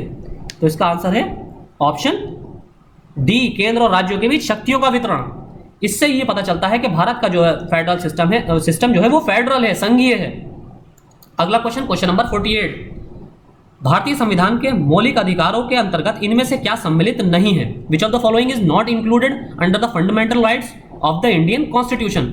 ऑप्शन ए, भाषण की स्वतंत्रता का अधिकार, right to free speech. Option B, विधि के समक्ष समता का अधिकार, right to equality before law. Option C, संवैधानिक उपचारों का अधिकार, right to constitutional remedies. Option D, समान कार्य के लिए समान वेतन का अधिकार, right to equal pay for equal work. बहुत इजी सा question, option D is the right answer. ये directive principle of state policy का प्रोविजन है, ये राज्यों के लिए राज्यों को जिम्मेदारी दी गई है कि समान कार्य के लिए समान वेतन दिलाया जाए। अगला क्वेश्चन, क्वेश्चन नंबर 49, संविधान की कौन सी अनुसूची में शपथ तथा प्रतिज्ञान के प्रारूप दिए गए हैं? एकदम स्ट्रेट फॉरवर्ड क्वेश्चन है। In which schedule of the constitution oath and affirmation are given? Option है दूसरी अनुसूची सेकंड शेड्यूल, ऑप्शन बी तीसरी अनुसूची थर्ड शेड्यूल, ऑप्शन सी चौथी अनुसूची फोर्थ शेड्यूल, ऑप्शन डी नौवीं अनुसूची नाइन्थ शेड्यूल। सही आंसर है ऑप्शन सी तीसरी अनुसूची, ऑप्शन बी तीसरी अनुसूची थर्ड शेड्यूल। अगला क्वेश्चन हमारा क्वेश्चन नंबर 50, कौन सा सुमेलित नहीं है? Which is not correctly matched? Option A अनुच्छेद 24 अल्पसंख्यक शिक्षण संस्थानों की स्थापना का अधिकार, article 24 right to establish minority educational institutions, option B अनुच्छेद 25 धर्म की स्वतंत्रता, article 25 freedom of religion, option C अनुच्छेद 27 धर्म को प्रोत्साहित करने के लिए करों से छूट, टैक्सेस से छूट, article 27 exemption from taxes to encourage religion, option D अनुच्छेद 23 अवैध मानव व्यापार के विरुद्ध प्रतिषेध, article 23 prohibition against illegal human trade. तो आपको बताना है कौन सा आर्टिकल सुमेलित नहीं है। इसका सही आंसर है ऑप्शन ए अनुच्छेद 24 अल्पसंख्यक शिक्षण संस्थानों की स्थापना का अधिकार। जबकि अनुच्छेद 24 क्या कहता है? कारखानों आदि में बच्चों के नियोजन का प्रतिषेध, prohibition of employment of children in factories, और अनुच्छेद 30 में यह प्रावधान है कि अल्पसंख्यक शिक्षण संस्थानों की स्थापना का अधिकार, right to establish minority educational institution, इसको आर्टिकल 30 में परिभाषित किया गया है। अगला क्वेश्चन है क्वेश्चन नंबर 51। क्वेश्चन नंबर 51, संविधान के किस अनुच्छेद में राज्य की लोक सेवाओं में न्यायपालिका को कार्यपालिका से पृथक करने का प्रावधान है? In which article of the constitution in the public services of the state there is a provision to separate the judiciary from the executive। बहुत स्ट्रेट फॉरवर्ड क्वेश्चन, इसलिए मैंने आपसे कहा था कि आर्टिकल 1 से लेकर आपको आर्टिकल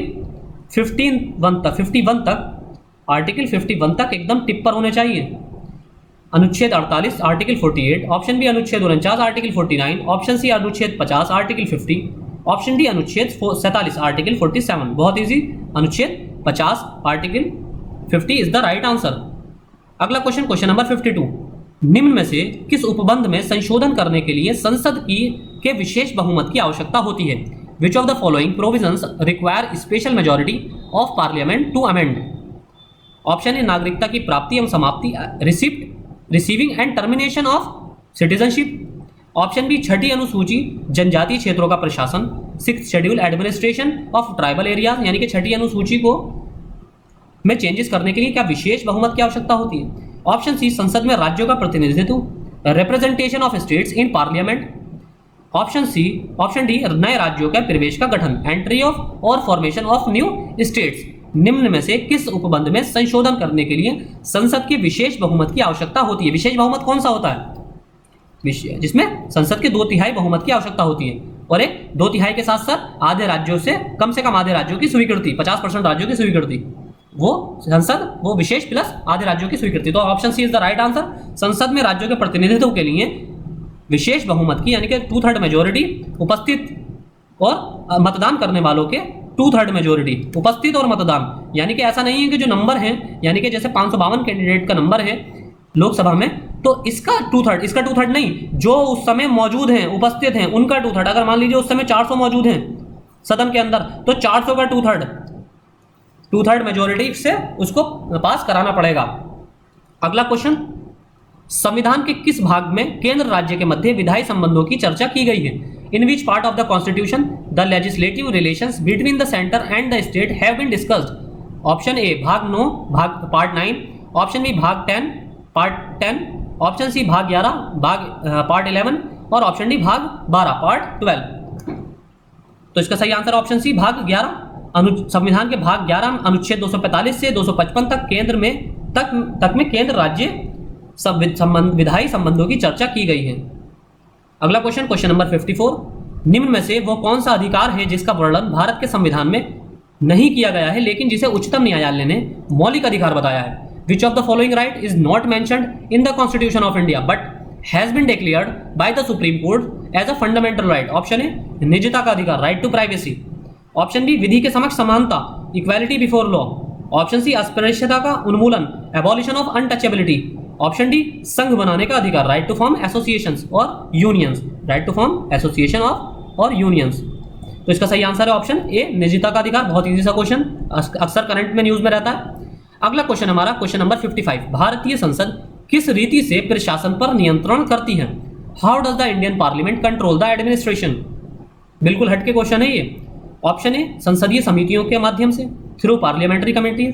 ऑप्शन बी, विभिन्न मंत्रालयों के परामर्शदात्री समितियों के माध्यम से, through consultative committees of various ministries.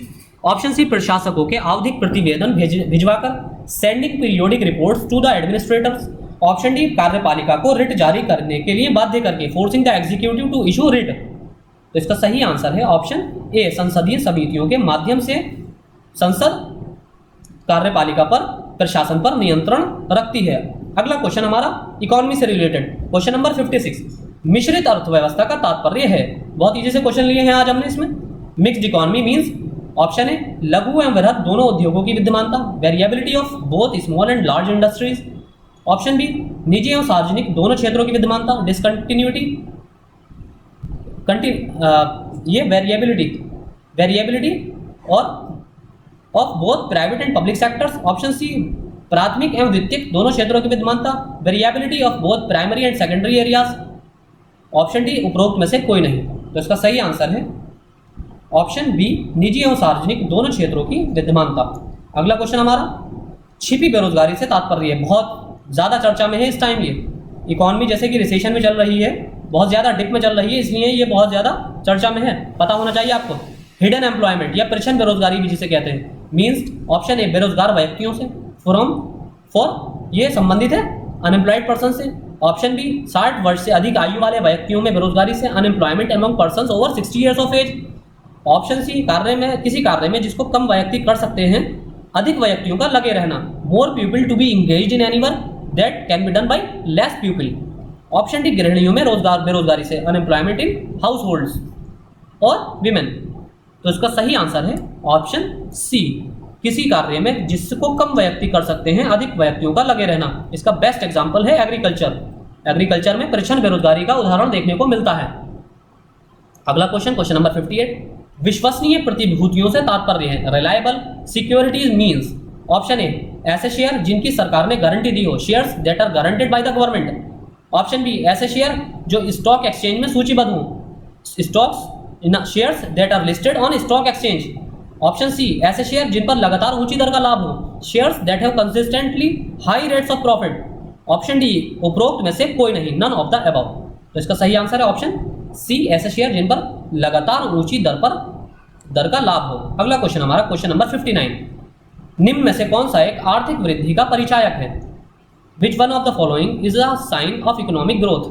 Option A, वर्ष के दौरान स्थिर कीमतों पर राष्ट्रीय आय में वृद्धि, increase in national income and at constant prices during the year. Option B, वास्तविक प्रति व्यक्ति आय में सुस्थिर वृद्धि, study increase in real per capita income. Option C, किसी अवधि में चालू कीमतों पर राष्ट्रीय आय में वृद्धि, increase in national income at current prices over a period. Option D, जनसंख्या में वृद्धि के साथ राष्ट्रीय आय में वृद्धि, increase in national income with increase in population. तो इसका सही आंसर है ऑप्शन बी, वास्तविक प्रति व्यक्ति आय में सुस्थिर वृद्धि, यानी कि सस्टेनेबल वृद्धि, किसी पर कैपिटा इनकम में सस्टेनेबल वृद्धि, एक लगातार वृद्धि हो। अगला क्वेश्चन, क्वेश्चन नंबर 60, कंपनी द्वारा लाभांश की घोषणा की जाती है। Dividend is declared by the company. Option निर्गमित पूंजी पर, ऑन द इशूड कैपिटल। ये हमने अपने लास्ट के अकाउंट्स के लेक्चर में कवर किया है, जबकि हम इसको अभी जो डिस्कस कर रहे हैं ये इकोनॉमी के सेक्शन में कर रहे हैं और यहाँ से भी क्वेश्चन पूछा जा सकता है। हमने इसको डिस्कस किया था अपने लास्ट के लेक्चर्स में, जो हमने 12th क्लास के लेक्चर्स कवर किए हैं, जिसमें हमने शेयर्स के बारे में पढ़ा है। ऑप्शन है निर्गमित पूंजी पर, on the issued capital. Option B, अधिकृत पूंजी पर, on the authorised capital. Option C, अभिदत्त पूंजी पर, on subscribed capital. Option D, कुल प्रयुक्त पूंजी पर, on the total used capital. अगर आपको सारी डेफिनेशंस पता है, निर्गमित पूंजी इशूड कैपिटल क्या होता है, ऑथराइज्ड कैपिटल अधिकृत पूंजी किसे कहते हैं, सब्सक्राइब कैपिटल अभिदत्त पूंजी किसे कहते हैं, तो आप इसको आसानी से कर सकते हैं। कंपनी द्वारा लाभांश की घोषणा किस पर की जाती है? सब्सक्राइब्ड कैपिटल पर। Option C is the right answer, अभिदत्त पूंजी पर। अगला क्वेश्चन, क्वेश्चन नंबर 61, निम्नलिखित घटनाओं को कालानुक्रम में के अनुसार व्यवस्थित कीजिए। कालानुक्रम के अनुसार व्यवस्थित कीजिए। Arrange the following events in chronological order. पहला है सैंडर्स हत्याकांड, सैंडर्स मासेकर। दूसरा, केंद्रीय विधानसभा में बम विस्फोट, bomb blast in central legislative assembly. तीसरा है चटगांव शस्त्रागार लूट, चिटगोंग आर्मरी लूट। Option A 1 2 3, option B 2 3 1, option C 3 1 2 और ऑप्शन डी 3 2 1। आपको इसको क्रोनोलॉजिकल ऑर्डर में अरेंज करना है, यानी कि जो घटना पहले हुई है उससे पहले, यानी कि 1 2 3 इज द राइट आंसर। ये ऑलरेडी ही क्रोनोलॉजी में सुमेलित थे। सैंडर्स हत्याकांड 1928 में हुआ, केंद्रीय विधानसभा में बम विस्फोट 1929 में हुई ये घटना, और ये चटगांव शस्त्रागार लूट अप्रैल 1930 में ये घटना घटित हुई थी। अगला क्वेश्चन है हमारा क्वेश्चन नंबर 62। निम्न कथनों पर विचार कीजिए। Consider the following statements. Statement 1, Dandi march Gandhi ji द्वारा 6 मार्च 1930 को शुरू की गई। Dandi march was started by Gandhi ji on 6 March 1930। Statement 2, इस समय भारत के वाइसराय लॉर्ड इरविन थे। At this time the viceroy of India was Lord Irwin. इसमें से आपको सही कथन चुनना है। ऑप्शन ए केवल एक, ऑप्शन बी केवल दो, ऑप्शन सी दोनों, ऑप्शन डी कोई नहीं। तो इसका सही आंसर है ऑप्शन बी केवल दो। दांडी मार्च गांधी जी द्वारा 6 अप्रैल 1930 को शुरू की गई और इस समय भारत के वाइसराय लॉर्ड इरविन थे, और हमने देखा था 6 मार्च, जबकि 6 अप्रैल को शुरू की गई थी। अगला क्वेश्चन हमारा क्वेश्चन नंबर 63। निम्न कथनों पर विचार कीजिए तथा सही कथन चुनिए। Consider the following statements and choose the correct statement. Option A, statement 1, Harijan पत्रिका गांधी जी द्वारा प्रकाशित की गई थी। Harijan magazine was published by Gandhi ji. Statement 2, इसका प्रकाशन मासिक होता था। It was published monthly. Option A केवल एक, ऑप्शन बी केवल दो, ऑप्शन सी दोनों, ऑप्शन डी कोई नहीं। तो इसका सही आंसर है ऑप्शन ए केवल एक। हरिजन पत्रिका गांधी जी द्वारा प्रकाशित की गई थी। इसका प्रकाशन साप्ताहिक होता था, साप्ताहिक वीकली होता था, ना कि मंथली। अगला क्वेश्चन नंबर 64। सुमेलित कीजिए मैच द फॉलोइंग। यहाँ हमने 1-2 क्वेश्चन एंशंट और मेडिएवल हिस्ट्री के भी लिए हैं। महाजनपद और राजधानी। पहला है गंधार, इसकी राजधानी क्या मथुरा थी। शूरसेन, इनकी राजधानी क्या कौशाम्बी थी। तीसरा है वत्स महाजनपद की राजधानी क्या श्रावस्ती थी। और चौथा है कौशल की राजधानी क्या तक्षशिला थी। तो आपको सुमेलित करना है महाजनपदों की राजधानियों को। तो इसका सही आंसर है ऑप्शन ए, गांधार की राजधानी तक्षशिला, शूरसेन महाजनपद की राजधानी मथुरा, वत्स की राजधानी कौशाम्बी और कौशल की राजधानी श्रावस्ती, जो आज बहराइच के पास है। अब वत्स की राजधानी आज दिल्ली के आसपास है, आनंद विहार के आसपास। शूरसेन मथुरा तो आपको पता ही है, और तक्षशिला भी आपको पता है। अगला क्वेश्चन हमारा क्वेश्चन नंबर 65। भारत में किस मध्यकालीन शासन में इक्ता व्यवस्था आरंभ की गई थी। Which medieval regime started Iqta system in India. Option A Iltutmish, option B Balban, option C Alauddin Khilji और ऑप्शन डी कोई नहीं, none of the above. Iqta system किसके द्वारा शुरू किया गया था। ऑप्शन ए इल्तुतमिश द्वारा शुरू किया गया था। अगला क्वेश्चन नंबर 66। निम्नलिखित घटनाओं को उनके कालानुक्रम में व्यवस्थित कीजिए।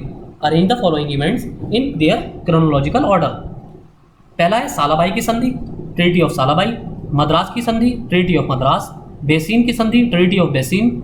और चौथा है मैंगलोर की संधि, treaty of Mangalore. Option A 24321, option B 2413, option C 1234 और ऑप्शन डी 4213। तो इसका सही आंसर है ऑप्शन बी 2413। मद्रास की संधि 1769 ईस्वी प्रथम आंग्ल मैसूर युद्ध के बाद हुई थी। दूसरी है मंगलोर की संधि 1784, ये ईस्वी द्वितीय आंग्ल मैसूर युद्ध का परिणाम स्वरूप। सालबाई की संधि 1782 प्रथम आंग्ल मराठा युद्ध के बाद। और बेसिन की संधि 1805 द्वितीय आंग्ल मराठा युद्ध के बाद। अगला क्वेश्चन हमारा क्वेश्चन नंबर 67। द्वितीय आंग्ल मराठा युद्ध के समय भारत का गवर्नर जनरल कौन था। Who was the governor general of India at the time of second Anglo Maratha war. Option A William Bentinck, option B Lord Curzon, option C Lord Wellesley और ऑप्शन डी लॉर्ड लिनलिथगो। तो इसका सही answer है option C Lord Wellesley. द्वितीय आंग्ल मराठा युद्ध के समय जो था 1803 से 1805 था। अगला क्वेश्चन नंबर 68। अरब्बीपुरम आंदोलन के नेता कौन थे। Who was the leader of the Aruvippuram movement. Option A Ramaswamy Naicker, option B Raghunath Rao, option C Shivdayal और ऑप्शन डी नारायण गुरु। तो इसका सही आंसर है ऑप्शन डी नारायण गुरु। ये आंदोलन 1888 में शिवरात्रि के अवसर पर नारायण गुरु द्वारा शुरू किया गया था। अगला क्वेश्चन नंबर 69। अंजुमन मोहिसबाने वतन नामक संगठन की स्थापना किसने की थी। Who founded the organisation named Anjuman Mohibban Watan? Option A Syed Ahmad Khan, option B Bhagat Singh, option C Ajit Singh और ऑप्शन डी दामोदर सावरकर। आप में से बहुत से लोग इस नाम से कंफ्यूज होकर इसको सैयद अहमद खान भी मार्क कर सकते हैं, जबकि सैयद अहमद खान इसका राइट आंसर नहीं है। इसका राइट आंसर है ऑप्शन सी अजीत सिंह, और Ajit Singh is the right answer. अगला क्वेश्चन नंबर 70, चटगांव शस्त्रागार लूट में निम्न में से कौन शामिल था? Who among the following was involved in Chittagong armoury robbery? Option A Batukeshwar Dutt, option B Bhagat Singh, option C Chandrashekhar Azad और ऑप्शन डी सूर्यसेन। तो इसका सही आंसर है ऑप्शन डी सूर्यसेन। अगला क्वेश्चन नंबर 71, अशोक के शिलालेखों को पढ़ने वाला प्रथम अंग्रेज कौन था? Who was the first Britisher to read the inscription of Ashoka? Option A John Tower, option B Harry Smith, option C Charles Metcalfe और ऑप्शन डी जेम्स प्रिंसेप। तो इसका सही आंसर है ऑप्शन डी जेम्स प्रिंसेप। अगला question number 72, निम्नलिखित कथनों पर विचार कीजिए। Consider the following statements. Statement 1, Shivaji के शासन की मुख्य विशेषता अष्टप्रधान थी। The main feature of Shivaji's rule was Ashtapradhan. Statement 2, Aurangzeb ने राजा जय सिंह को शिवाजी के खिलाफ भेजा, जिसके फलस्वरूप पुरंदर की संधि हुई। औरंगजेब सेंट किंग जय Singh against Shivaji which result in the treaty of Purandar. इसमें से हमें सही कथन चुनना है। ऑप्शन ए केवल एक, ऑप्शन बी केवल दो, ऑप्शन सी दोनों, ऑप्शन डी कोई नहीं। तो इसका सही आंसर है ऑप्शन सी दोनों। औरंगजेब ने राजा जयसिंह को शिवाजी के विरुद्ध भेजा तथा राजा जयसिंह ने शिवाजी के साथ 1665 ईस्वी में पुरंदर की संधि की। अगला क्वेश्चन नंबर 73, निम्न में से सही कथन चुनिए। Statement 1, Akhil Bharatiya trade union Congress की स्थापना 1920 में की गई। All India trade union Congress was establish in 1920। Statement 2, Lala Lajpat Rai इसके प्रथम अध्यक्ष थे। Lala Lajpat Rai was its first president. Option A केवल एक, ऑप्शन बी केवल दो, ऑप्शन सी दोनों, ऑप्शन डी कोई नहीं। तो इसका सही आंसर है ऑप्शन सी दोनों। भारत में व्यापार संघ आंदोलन का नेतृत्व 1920 में, यह व्यापार संघ से रिलेटेड है, इसलिए APFO की दृष्टि से ज़्यादा इंपॉर्टेंट है। स्थापित अखिल भारतीय ट्रेड यूनियन कांग्रेस इंटक ने किया। लाला लाजपत राय इसके प्रथम अध्यक्ष और चमन सिंह लाल इसके प्रथम सचिव थे। अगला क्वेश्चन नंबर 74, निम्न कथनों पर विचार कीजिए। Consider the following statements. Statement 1, Hindustan Republican association की स्थापना 1924 में की गई थी। जितने भी एसोसिएशन हैं, यूनियन हैं या पत्रिकाएं हैं या ऑर्गेनाइजेशंस हैं, ये सारी EPFO के लिए बहुत ज़्यादा इंपॉर्टेंट है इंडियन नेशनल मूवमेंट में। इसीलिए इंडियन नेशनल मूवमेंट को स्पेशली मेंशन किया गया है सिलेबस में। Hindustan Republican association was establish in 1924। Statement 2, इसकी स्थापना भगत सिंह द्वारा की गई थी। It was founded by Bhagat Singh. तो इसमें से सही कथन चुनना है। केवल ऑप्शन ए केवल एक, ऑप्शन बी केवल दो, ऑप्शन सी दोनों, ऑप्शन डी कोई नहीं। तो इसका सही आंसर है ऑप्शन ए केवल एक। हिंदुस्तान रिपब्लिकन एसोसिएशन की स्थापना 1924 में कानपुर में की गई। एस्टेब्लिश वाज 1924 इन कानपुर। कानपुर के क्रांतिकारी युवकों ने एक अधिवेशन में रामप्रसाद बिस्मिल, योगेश चंद्र चटर्जी एवं सचिंद्रानंद सान्याल ने अन्य क्रांतिकारियों के सहयोग से इसकी स्थापना की। अगला क्वेश्चन नंबर 75, निम्न में से कौन सा सही सुमेलित है? सूची 1 से सूची 2 को सुमेलित करना है। Which of the following is correctly matched? List 1 and list 2। 1907 Muslim league की स्थापना, फिर 1909 हिंदू महासभा की स्थापना और 1915 हिंदू महासभा का प्रथम अधिवेशन। आपको इसमें बताना है कि कौन सा सही सुमेलित है। ऑप्शन ए केवल 1 और 2, ऑप्शन बी 2 और 3, ऑप्शन सी केवल 1, ऑप्शन डी उपरोक्त तो सभी। तो इसका सही आंसर है ऑप्शन डी उपरोक्त सभी। ये सारे ही सही सुमेलित है। 1907 में मुस्लिम लीग की स्थापना हुई, 1909 में हिंदू महासभा की स्थापना, 1915 में हिंदू महासभा का प्रथम अधिवेशन हुआ था। अगला क्वेश्चन हमारा क्वेश्चन नंबर 76, विद्रोह के नेता सुमेलित कीजिए। विद्रोह के नेता, सेंटर ऑफ रिवोल्ट और लीडर, विद्रोह का केंद्र और नेता।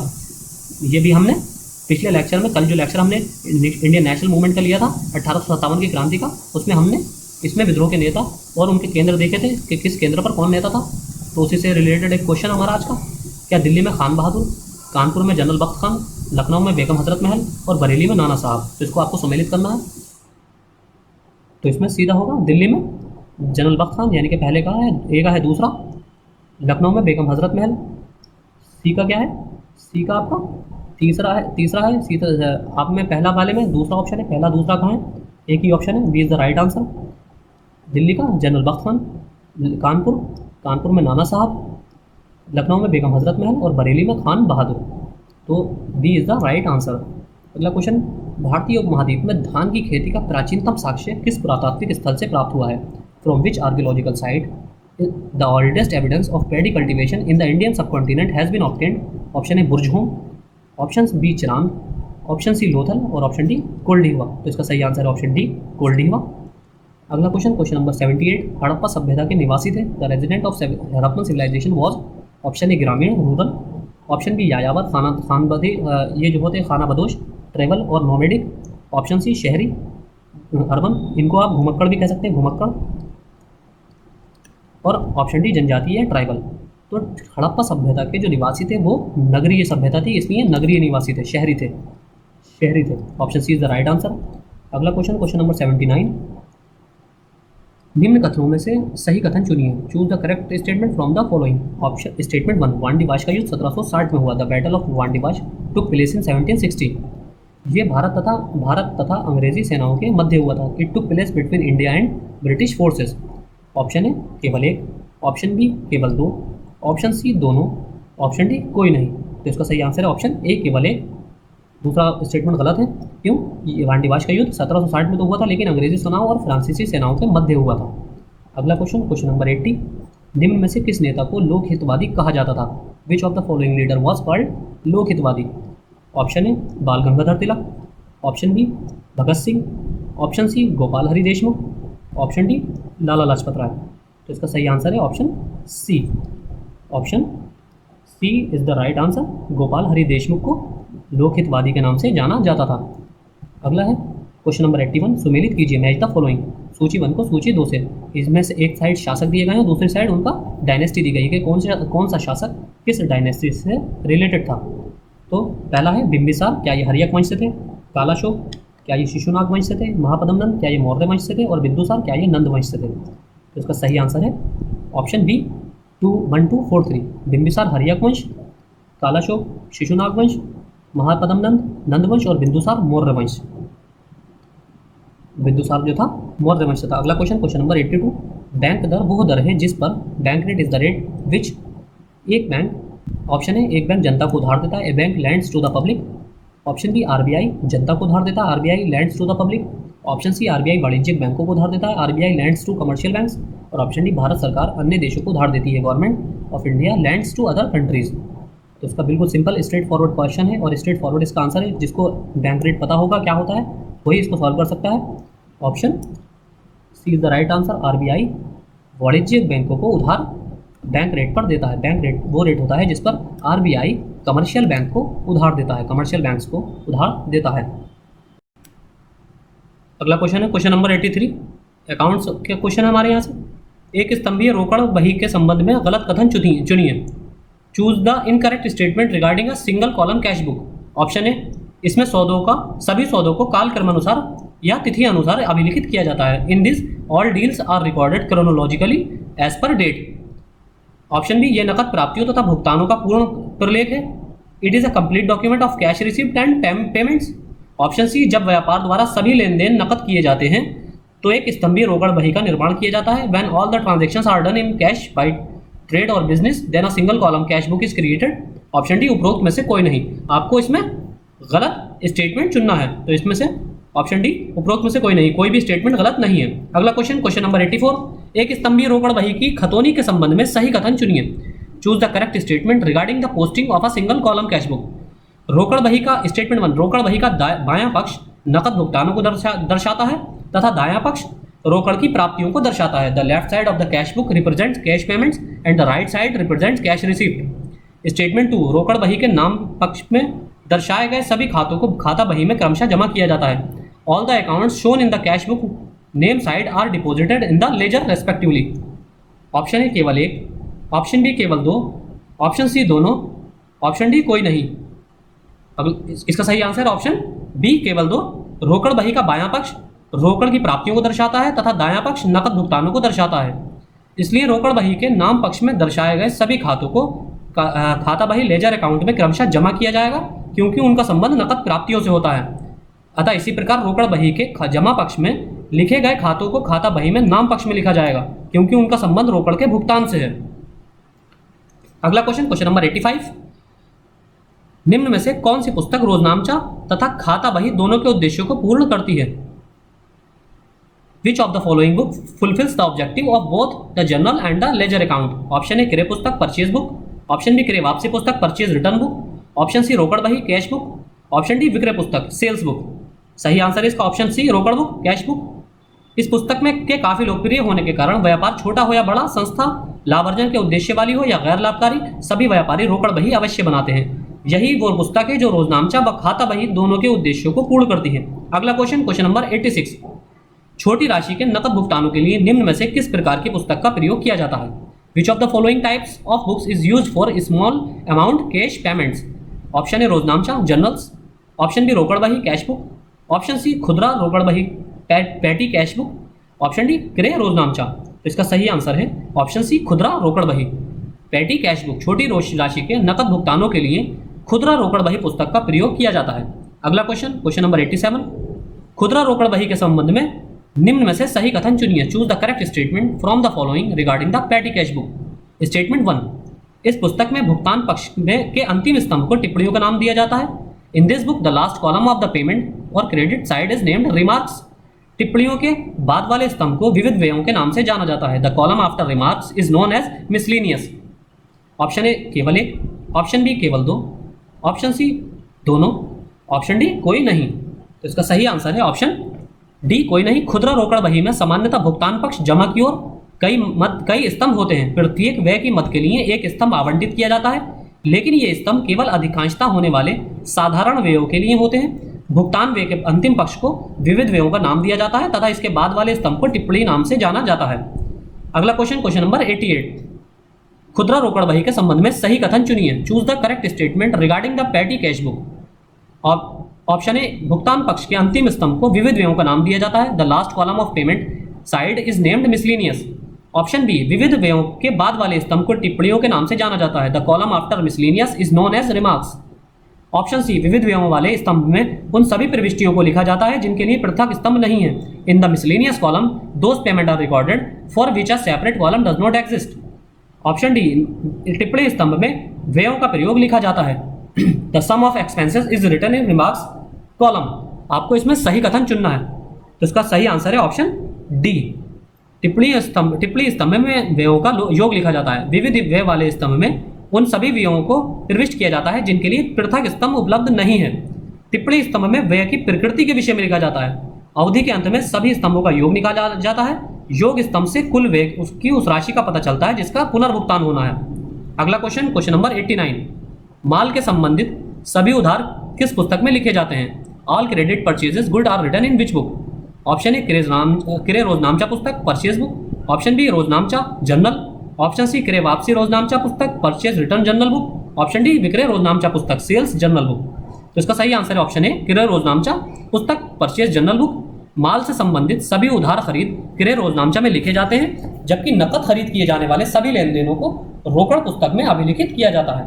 अगला क्वेश्चन, क्वेश्चन नंबर 90, क्रय रोजनामचा पुस्तक के संबंध में सही कथन चुनिए। Choose the correct statement regarding the purchase book. Statement 1, माल से संबंधित उधार खरीद के लिए व्यापारियों द्वारा बीजक व रसीद का उपयोग किया जाता है।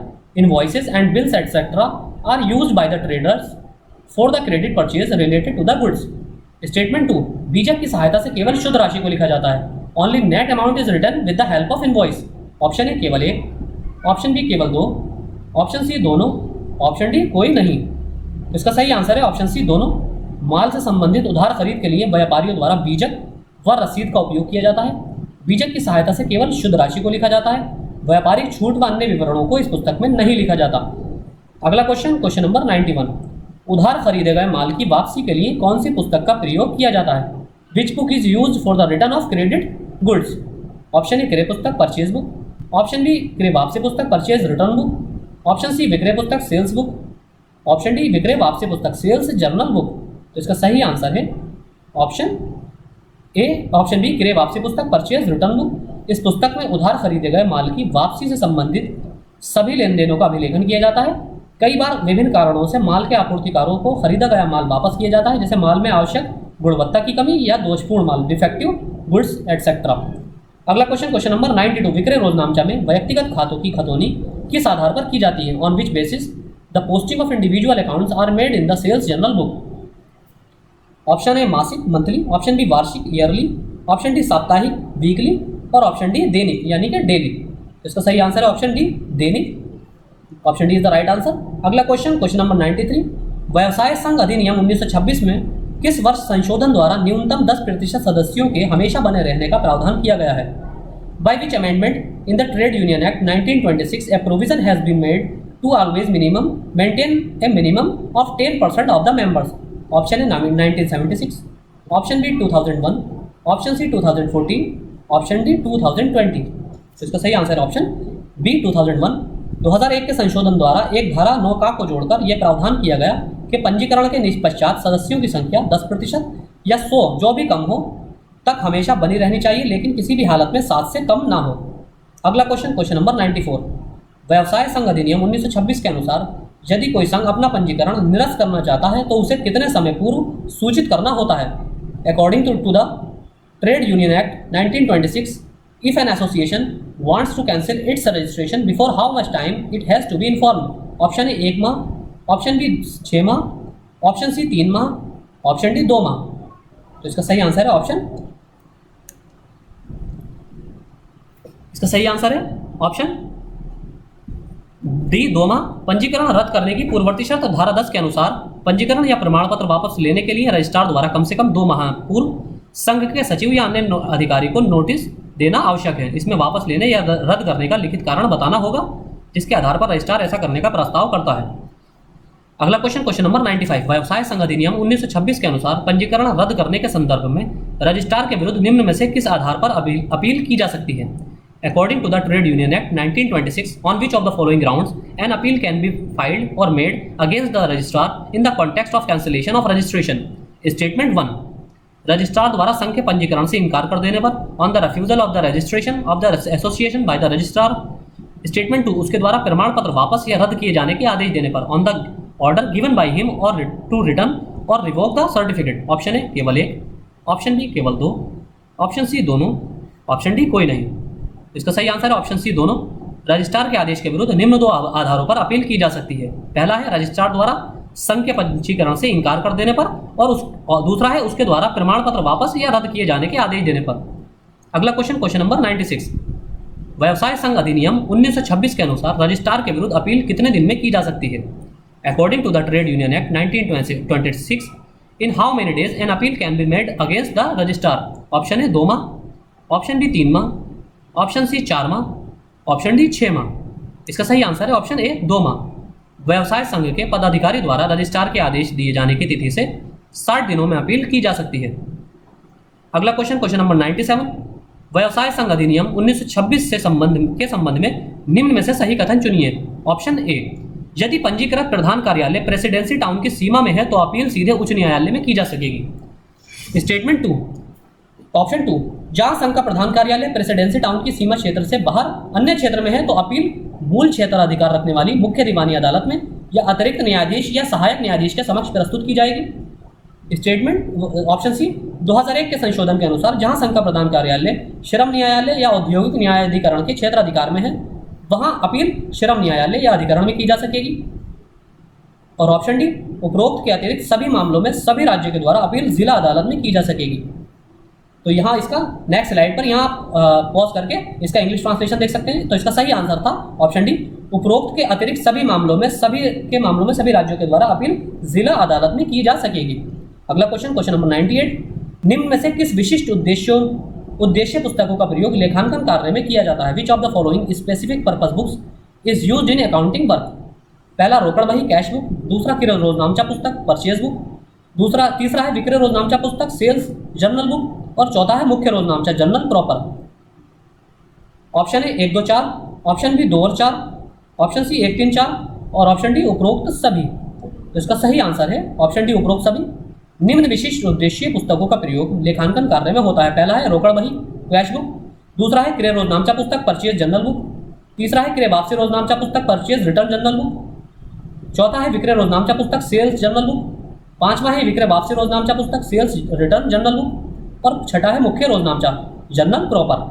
अगला क्वेश्चन है क्वेश्चन नंबर 99, यदि चेक पर किसी व्यक्ति या संस्था का नाम नहीं लिखा जाता है तो चेक में दर्शाई गई रकम का भुगतान किसे प्राप्त होता है? If the name of a person और institution is not written on the cheque when who gets the payment of the amount shown in the check?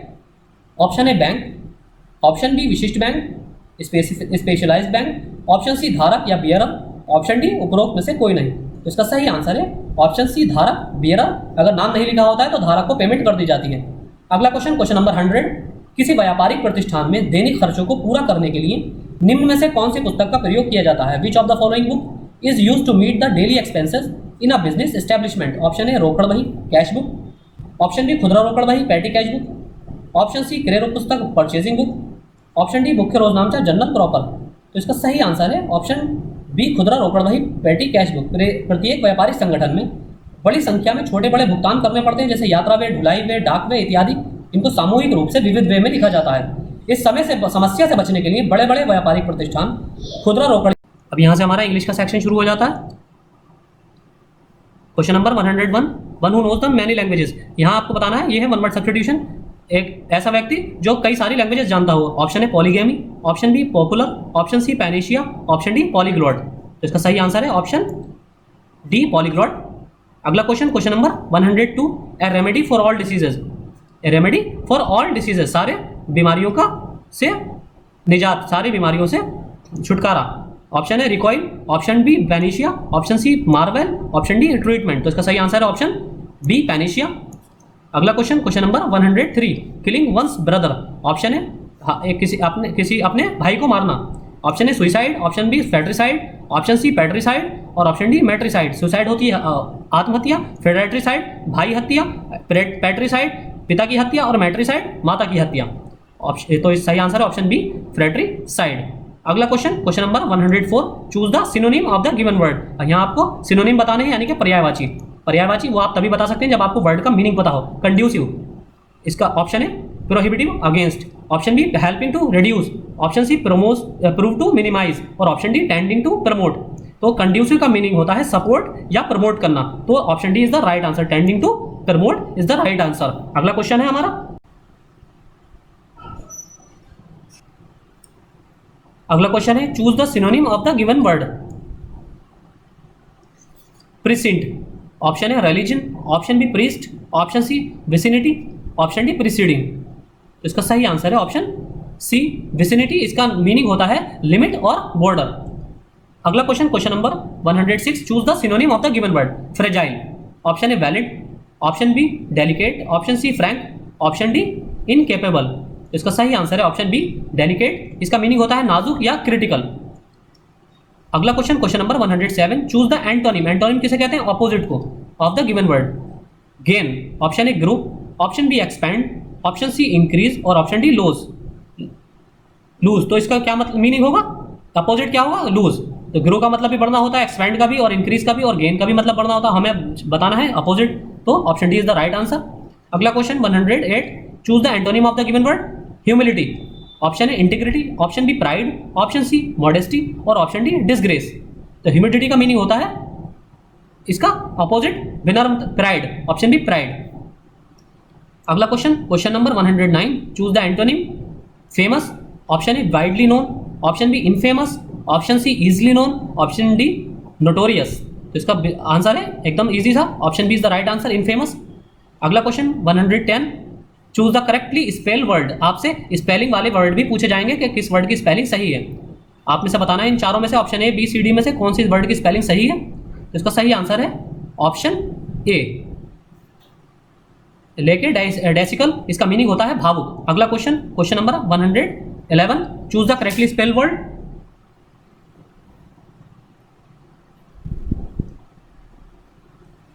Choose the correctly spelled word. आपको बताना है चारों में से कि कौन से वर्ड की स्पेलिंग सही है। तो इसका सही आंसर ऑप्शन सी पैरेलल।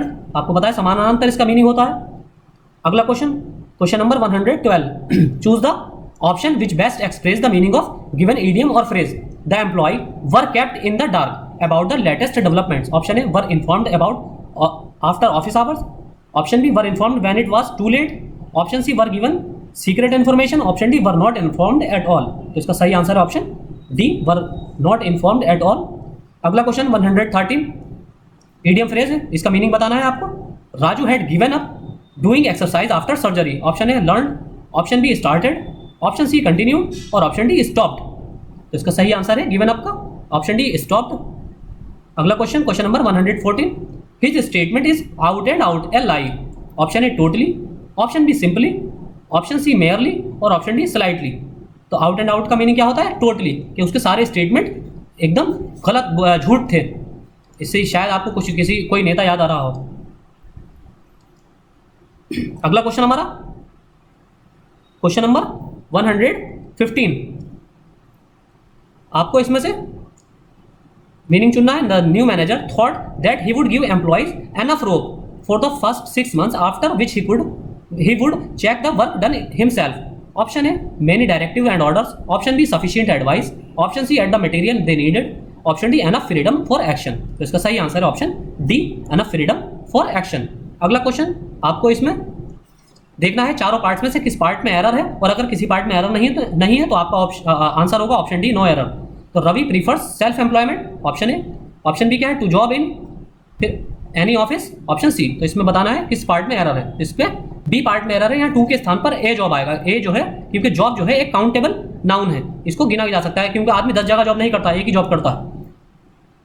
अगला है हमारा a cell is the smallest, a identifiable unit of life, B part B, and can not be seen without with a naked eye, with a naked eye, part C, और no error part D.